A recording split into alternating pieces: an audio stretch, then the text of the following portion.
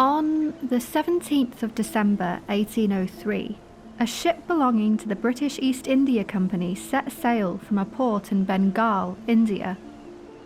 The ship was named the Carmarthen, and it carried on board an unusual cargo. At the time, all vessels kept careful records of who travelled on board, although they usually didn't record the names of children on their passenger lists. But this journey was different. The Carmarthen's ship's journal records 14 5-year-old children on board, taken from a local orphanage, and adds that their presence was by order of the Bengal government. This plan was carried into effect in December last by the embarkation on board the Honourable Company's ship Carmarthen of 14 children from the Lower Orphan School. Part of the reason why these children were different was that they were both passenger and cargo, and their remarkable story captures a pivotal moment in the global fight against smallpox. In the preceding years, a groundbreaking new treatment had been discovered that would upend centuries of medical practice and bring the dream of eradicating smallpox one step closer to reality. The age of vaccination had now dawned, and the miracle was unfolding from country to country, all around the world. All it took was a tiny sample of living vaccine, and whole populations could be liberated from the tyranny of smallpox. But in an age before refrigeration, when journeys by sea could take months, how could you transport this delicate material? The answer for people at the time was, in the bodies of living people. And in an age before widespread social programs to help the poor, the easiest source of these bodies was from the orphanages. These orphan children would be vaccinated, one after another, in an unbroken chain. The hope was that in this way, the vaccination material would survive, and the fight against smallpox could be brought to a new area of the world. The doctor even ensured that a number of spare orphan children were brought along, in case the ship encountered any delays on its voyage. The passage of a ship sailing to Bencoolen in the middle of December may be fairly estimated at a month, and as it would require 2 children to be inoculated every week to ensure the preservation of the disease, 12 or 14 children would allow for any unexpected excess of time on the passage, as well as for some days which would inevitably be lost between the inoculation of the first 2 children and the final departure of the ship. Dr. Schulbrad describes the process in a brief and matter-of-fact way. 2 of the children were inoculated on Saturday the 10th by 2 punctures in each arm, and when they embarked on Saturday the 17th, a well-characterized pustule was formed at each of the punctures, from which Mr. Walker, the surgeon of the Carmarthen, would inoculate 2 others on Sunday or Monday, and so on successively every 8th or 9th day until their arrival at Fort Marlborough. We can only imagine what it must have felt like for those children, at only 5 years old, to journey across the sea on a seemingly endless voyage. To be surrounded by the boundless ocean and the daily routines of life at sea, and to be subjected to procedures they would barely have understood, finally ending up on the shores of a completely different land. We don't know what happened to these 12 children when they arrived in Indonesia, whether they were ever brought back to Bengal, or if they were simply deposited in a local orphanage in that new land. We don't know whether they were ever compensated or thanked, or whether they ever even knew the immense role they had played in such a momentous historical moment, the decisive tipping point in humanity's war against smallpox. I'm Annie Kelly, and this is Vaccine.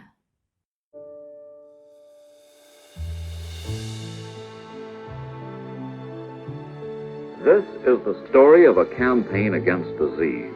how it was planned and organized, and how the people responded to it. The last battle is being fought now against a terrifying disease for which there is no cure. The means of preventing it, immunization. The world and all its peoples have won freedom. A disease which causes terrible suffering and blindness, and which scars for life every person who survives it. The only human disease to be eradicated globally. The greatest public health triumph in history. But let's start from the beginning.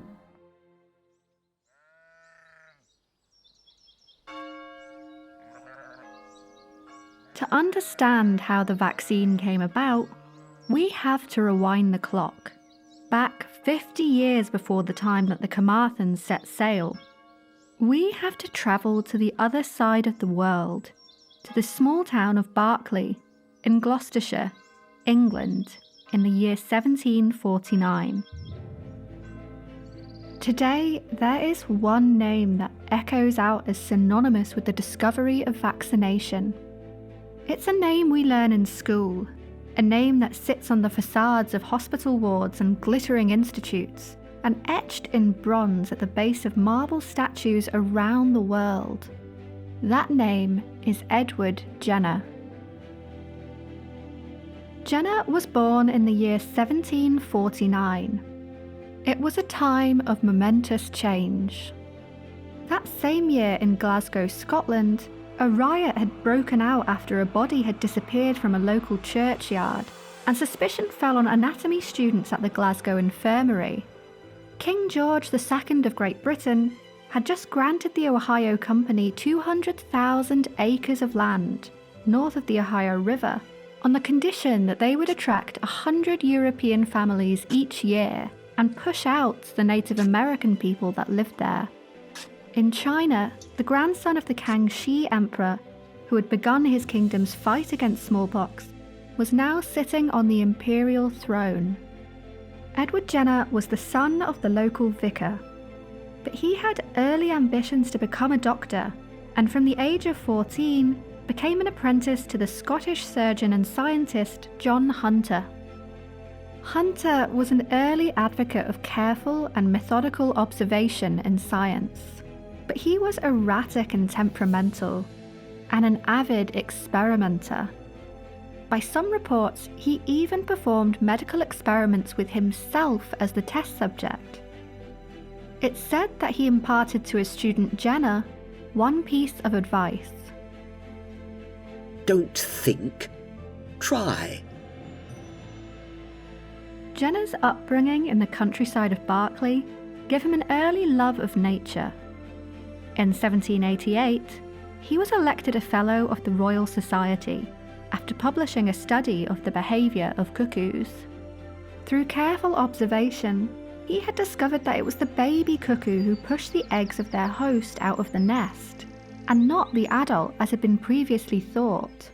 He even noticed that baby cuckoos have a specially shaped depression in their back that they lose in adulthood, a kind of scoop designed to shove competing eggs out of the nest.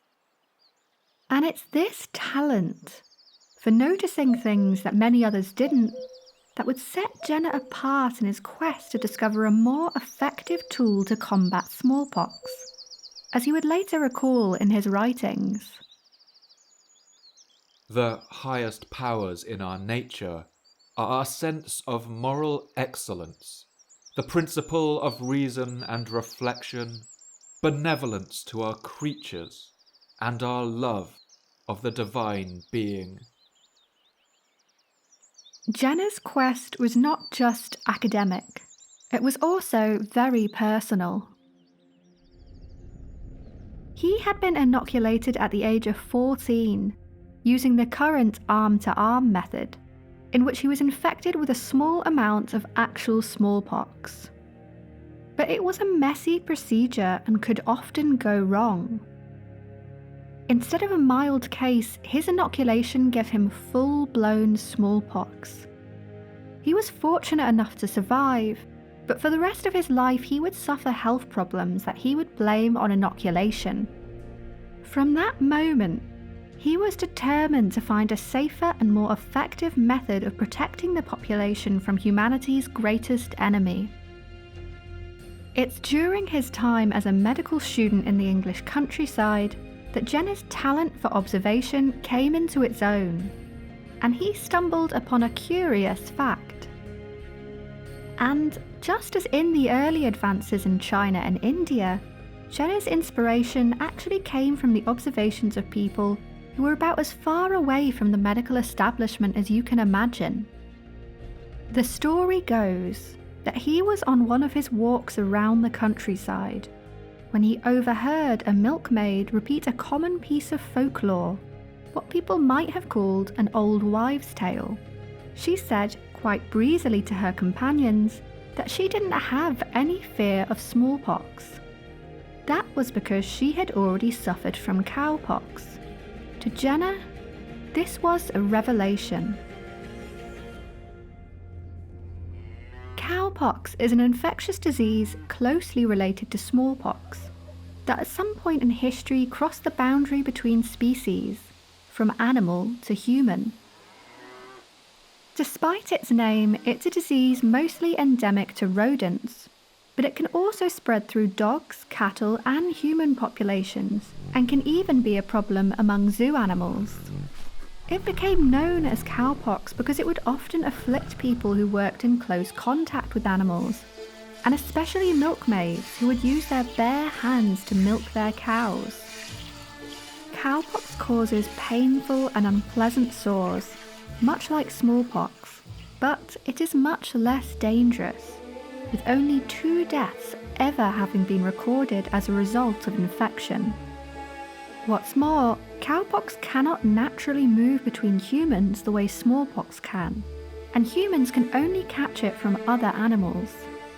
And for centuries, people who worked closely with cows had noticed a connection between immunity to cowpox and immunity to smallpox. In the ancient traditions of Indian mythology, the Hindu deity Krishna is said to have loved milkmaids because of their beauty, a beauty caused by their lack of facial scarring that inflicted everyone else in the population. In 15th century China, experiments were tried using pills made from dried and pounded water buffalo lice to prevent smallpox. And even back in England itself, a country surgeon named John Fuster had written and spoken about the immunity of farm workers to smallpox, and speculated about the connection with cowpox. But since his experiences of inoculation with smallpox were mostly good, he saw no reason to pursue an alternative. In 1790, the British Army even launched an investigation into the effects of smallpox on their troops, and discovered the curious detail that their horse-mounted cavalry officers, living every day in close quarters with their animals, were far less likely to be infected with smallpox. But they did not investigate this fact any further. As we've seen several times over the course of this story, the supposed cutting edge of the London scientific community was actually among the last places that this knowledge had reached. But Jenner himself was sure that it was the very phenomenon of mass inoculation that had made farm workers aware of their strange gift of immunity. It appeared that cowpox had been known from time immemorial, and that a vague opinion prevailed that it was a preventative of the smallpox. This opinion, I found, was comparatively new among them, for all of the older farmers declared they had no such idea in their earlier days, a circumstance that seemed easily to be accounted for from my knowing that the common people were very rarely inoculated, till that practice was rendered general, so that the working people were put to the test of the preventative powers of the cowpox. Inoculation with smallpox usually caused a mild outbreak in the inoculated patient, but it had no effect on those who had already had cowpox, because they were already immune. Jenner believed that without the widespread inoculation effort in England, he would never have made this discovery. Whether or not the story of Jenner and the milkmaid is true, the observation sent him into a flurry of excitement. If it was true that infection with cowpox granted immunity to smallpox, then perhaps it could be used to inoculate people instead of the deadly smallpox that had marred his own youth.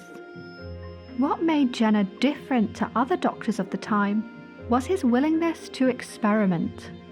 He would now be able to test not only for smallpox immunity, but also for another crucial factor.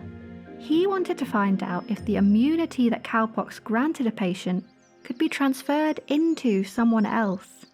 If this was the case, then the cowpox vaccine could be passed from person to person in a chain, and the miraculous new treatment could be spread right around the world. To his absolute delight, his theory was proven correct. We can hear the palpable excitement in the following letter that he wrote to his friend Edward Gardner in the year 1796. I have at length accomplished what I have so long been waiting for, the passing of the vaccine virus from one human being to another by the ordinary mode of inoculation.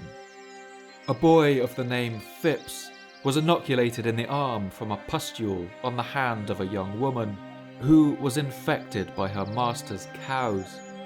Having never seen the disease but in its casual way before, that is, when communicated from the cow to the hand of the milker, I was astonished at the close resemblance of the pustules, in some of their stages, to the variolous pustules of smallpox. You can almost detect the frenzy of excitement that he felt at the monumental discovery he was about to make. But now listen to the most delightful part of my story. The boy has since been inoculated for the smallpox, which, as I ventured to predict, produced no effect. It's worth pausing here to reflect on the fact that history has remembered Edward Jenner's name, but the name of James Phipps, the first person he vaccinated, has mostly been forgotten. Like the children on board the Carmarthen, it's important to remember that the story of the vaccine is not just a story of invention and brilliance, but of risk and sacrifice by ordinary and often forgotten people. And the safety we enjoy today is a direct result of the bravery of participants like James Phipps. Jenner attempted to publish the Phipps experiment in a manuscript, but it was rejected by the Royal Society. They were skeptical and argued that with only one experimental subject, Jenner had failed to collect enough data. One scientist named Everard Holmes wrote the following criticism in the study's report. If 20 or 30 children were inoculated for the cowpox, and afterwards for the smallpox without taking it, I might be led to change my opinion. At present, however, I want for faith. So, Jenner resolved to repeat his experiment on a greater number of subjects. But he would quickly run into a problem that people over the next 2 centuries would encounter repeatedly. He had run out of samples of cowpox. And the problem was, it was not actually a common disease. It broke out sporadically and unpredictably among farming communities, and many years could pass between outbreaks.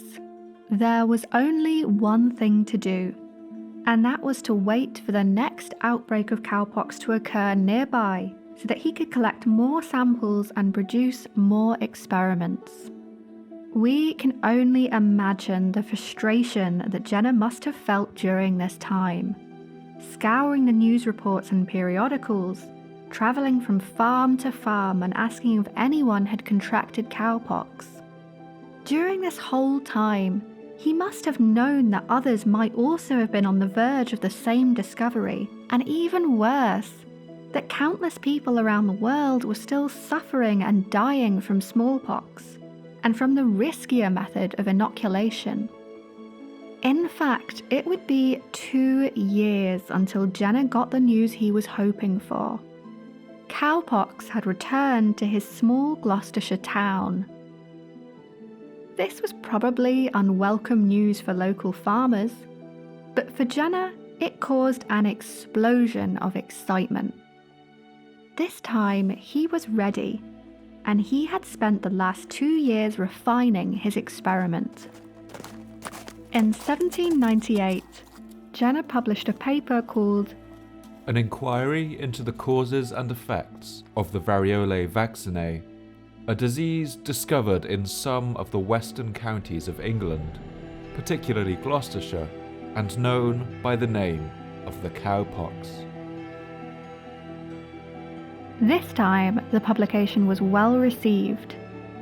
Henry Klein, the president of the Royal College of Surgeons, quickly sought to replicate the experiment and gave the following glowing report. The cowpox experiment has succeeded admirably. Dr. Lister, who was formerly physician to the smallpox hospital, attended the child with me, and he is convinced that it is not possible to give him the smallpox. I think the substituting of the cowpox poison for the smallpox promises to be one of the greatest improvements that has ever been made in medicine. Because of the treatment's origin among cows, the treatment was named after the Latin word vacina, meaning deriving from the cow, or vacca. The age of inoculation was now over. The age of the vaccine had begun. There were a few reasons that so many doctors almost immediately preferred vaccination to inoculation. Inoculation was a frightening procedure that involved giving people real doses of smallpox. This meant that smallpox had to be transported from place to place, and the risk of the inoculation actually causing an outbreak was always present. The other was that cowpox was far milder than the weakened doses of smallpox transferred through inoculation, and it would sometimes only result in 1 or 2 pustules around the infected area. This would have been reassuring to local doctors, who often faced the wrath of angry parents if an inoculation went wrong. News soon spread all around the world of the miraculous invention, but the actual rollout of vaccination happened at a much slower pace. It was relatively easy to carry cowpox matter small distances, often dried onto a piece of cotton thread, but it could not survive long journeys. This was an age when travelling between countries could take weeks on a tall sailing ship with no refrigeration or airtight storage. All attempts to transport dried vaccination material had failed, and so there was only one solution: to transport the vaccine in living human bodies.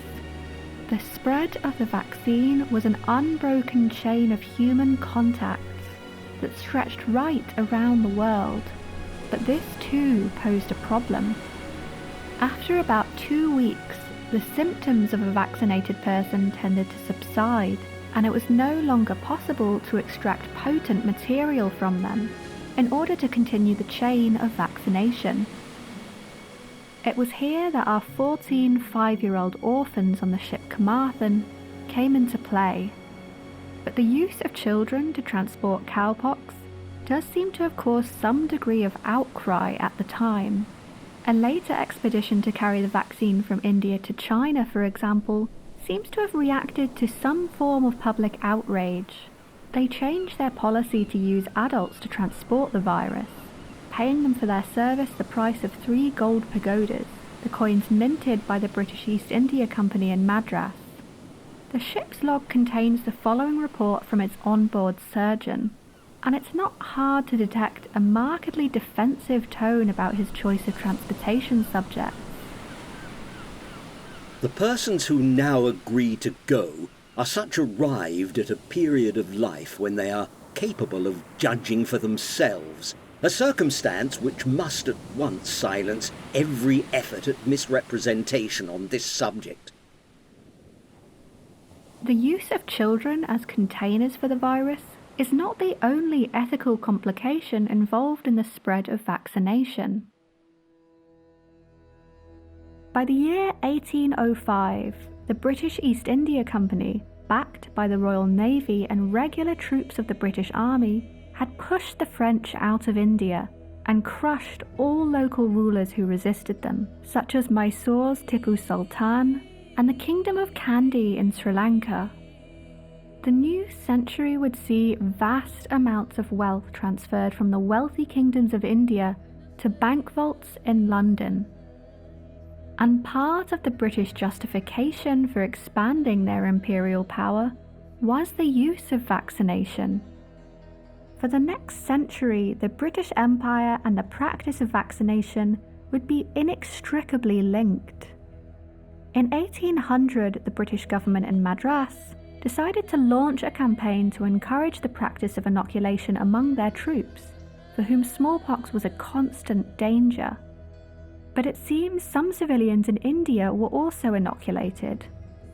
In August of the year 1802, the government claimed that more than 26,000 people had been inoculated in just 3 years. But with the discovery of the cowpox vaccine, they were determined to use this new method on their soldiers and sailors. An order from the British Vice Admiral Philip Beaver announced the change in policy. Any soldiers, seamen or marines in the fleet who may not have had the smallpox and wish to avoid that dreadful malady may, by application to Dr. Marshall on board the flagship, be inoculated with the cowpox, which, without pain or illness, or requiring particular diet or state of body, or leaving any marks, effectually excludes all possibility of the patient's ever being affected with the smallpox. And the British imperial authorities would soon become determined to spread vaccination among their colonial subjects in India too. Certainly, some of this determination derived from a genuine desire to do good, as one Governor Duncan of Bombay would write, "It would be a very comfortable reflection that we have been at last able to propagate the vaccine disease throughout India, by which the lives of millions yet unborn may and must indeed be saved."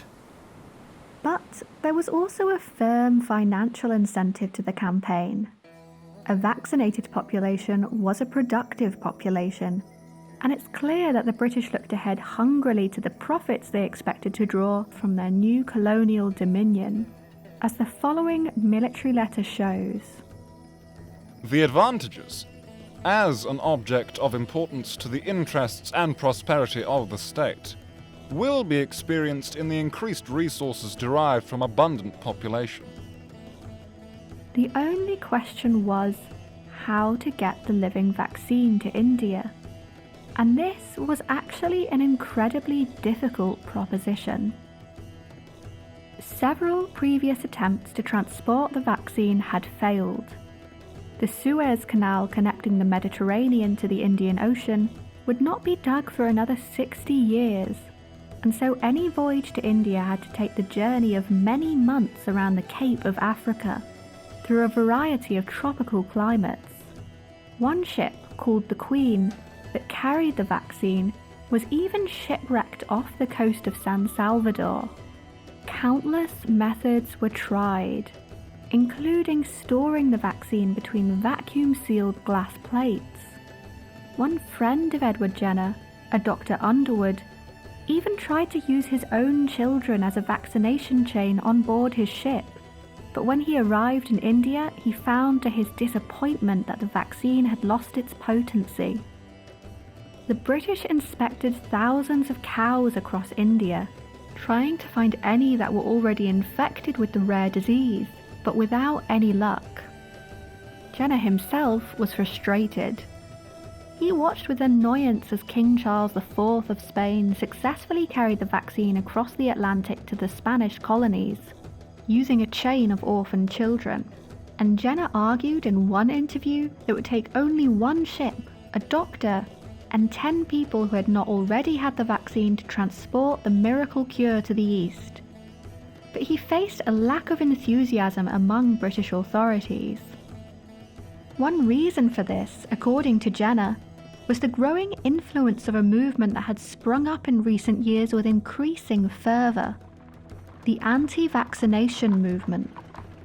They had been lobbying the government to crack down on the practice, and had succeeded enough that the government in Britain had become hesitant about supporting Jenner's scheme.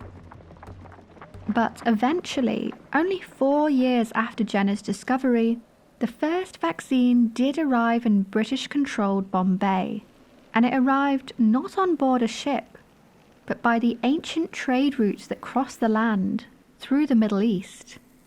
It was moved privately by a chain of wealthy and well-connected individuals, among them Thomas Bruce, the 7th Earl of Elgin, who at the same time was beginning to strip the Parthenon in Athens of its marble sculptures and transport them to the British Museum in London.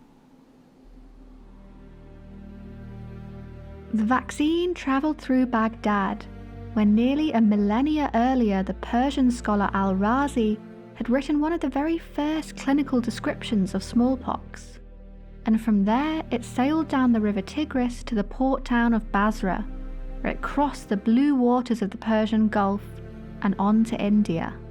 The first successful vaccination in India was carried out on a 3-year-old girl named Anna Dusthall, the daughter of a servant to a British officer. The doctor's report notes her quiet forbearance with some admiration. She was remarkably good-tempered, and to her quietness and patience in suffering the operation, its success is in some measure to be attributed. 1 week later, he vaccinated 5 other children using material from her arm, and established a secure supply of vaccine in India. Only 5 years later, the British claimed that 1 million Indian people had been vaccinated. As we've seen, the practice of inoculation was well known in much of India, particularly the northern regions, and had been in use long before the British colonised the land.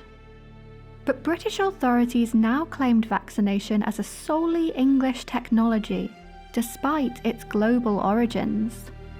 The British set about stripping the practice of any of the ritual elements that had for centuries accompanied inoculation in India.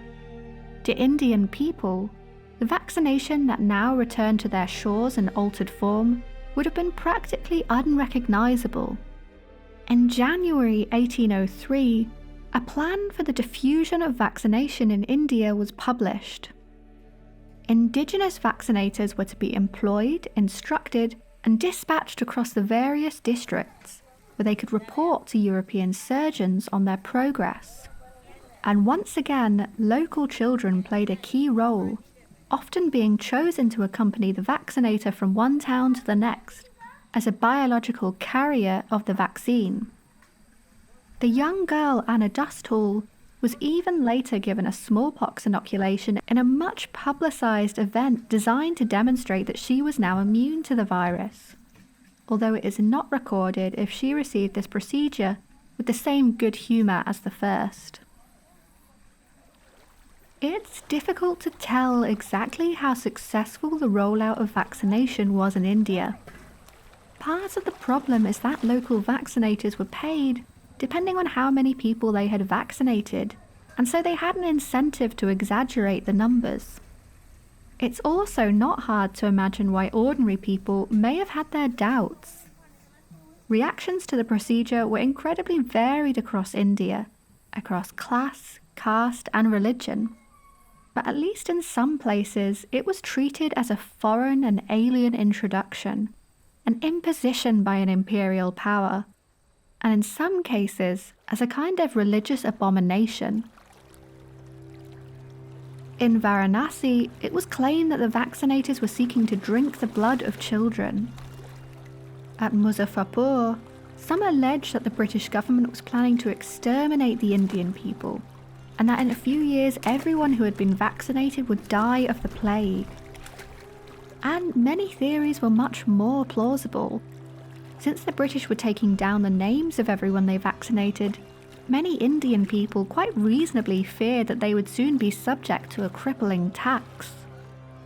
There are a few stories of travelling vaccinators being obstructed by angry crowds, but these are relatively uncommon. What seems to be a more frequent form of resistance was simple refusal. Vaccination at this point was not compulsory after all. And through the sources the British left behind, we can see vaccinators adapting their approach in the face of some of this resistance. The British Medical Board in Calcutta recommended the publication of advertisements in the language of Urdu, Hindi, Bengali and Sanskrit. They even tried, slightly ineptly, to manipulate the traditional reverence for cows among Indian Hindus, as the Medical Board of Madras wrote in 1803. The vaccine is a gift from heaven, through the medium of that highly favoured and long venerated animal, from which it takes its name. They tried, where possible, to underline the similarities between the new practice of vaccination and the traditional inoculation ritual that many local people would have been familiar with. In one account, the superintendent of vaccination in Madras described how local vaccinators began to reintroduce their own elements of ritual that were common with inoculation. This practice is still scrupulously followed, but greatly modified. For instead of cold water being poured on the head and shoulders, as was formerly the case, the child gets a general warm bath on the 3rd or 5th day, as one or the other may be deemed the more propitious. One writer, named Francis White Ellis, even wrote a piece of literature in the South Indian language of Tamil called Aramavara Vilakam, meaning something like the legend of the cow's milk of eternal life, attempting to convince people that vaccination could be folded into traditional understandings of medicine and mythology. The British faced similar opposition to vaccination in other colonies too, especially in places where inoculation was long entrenched as a practice. In Kenya, for instance, vaccinators met resistance from local people when their vaccinated sores festered and became infected. As a result, tensions developed between East Africans and British doctors, leading to lower vaccination rates in the colony. As vaccines swept rapidly across national borders in only their first 10 years of existence, their adaptation and evolution hint at so many of the common issues regarding trust and authority that still seem to ensnare their acceptance and usage today. Even today, vaccination can feel invasive, both personally in the form of the needle entering the skin, but also culturally. When we are vaccinated, we relinquish control, for however short a period of time, over our own bodies. And for centuries, this fear has underpinned resistance to the practice.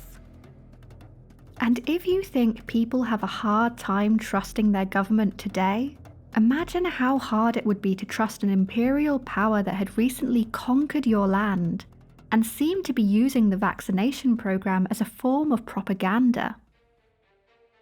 In 1827, Dr. Whitelaw Ainslie declared confidently that vaccination in Asia had convinced millions of the benefits that came from being conquered and colonized. At length, we have happily convinced the millions that if, from a powerful empire in the West, came an inordinate thirst for dominion and the sword of the conqueror, thence also came the sympathizing heart and the healing hand. But this would be far from the truth. At the turn of the 19th century, for the millions of people who now lived under European empires, and for the citizens of Europe itself, trust in the people who ruled them could hardly have been lower. Many, quite understandably, did not believe that their government or the medical establishment had their best interests at heart. These early mass vaccination programs tested people's trust to the limit. And it was this central question around the limits of personal control and public health that would fuel some of the most fierce and violent resistance to vaccination that history has ever seen. The first sparks had already begun to fly in Edward Jenner's lifetime, but they would soon light a fire that would rage all around the world.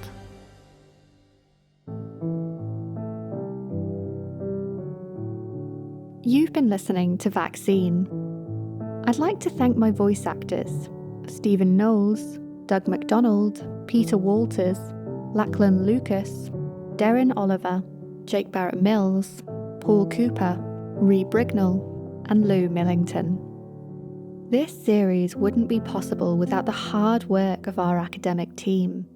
Dr. Agnes Arnold Forster, Kristen Brigg Ortiz, and Dr. Gareth Millward at the University of Birmingham, who acted as a special consultant. Vaccine is an independent show, and we prefer not to disrupt our programme with advertising and sponsorship. It can only survive with the generous support of our listeners. If you enjoyed Vaccine, please consider heading to www.patreon.com/Vaccine Podcast to contribute something and to support the production of more quality historical programming. For now, goodbye and thanks for listening.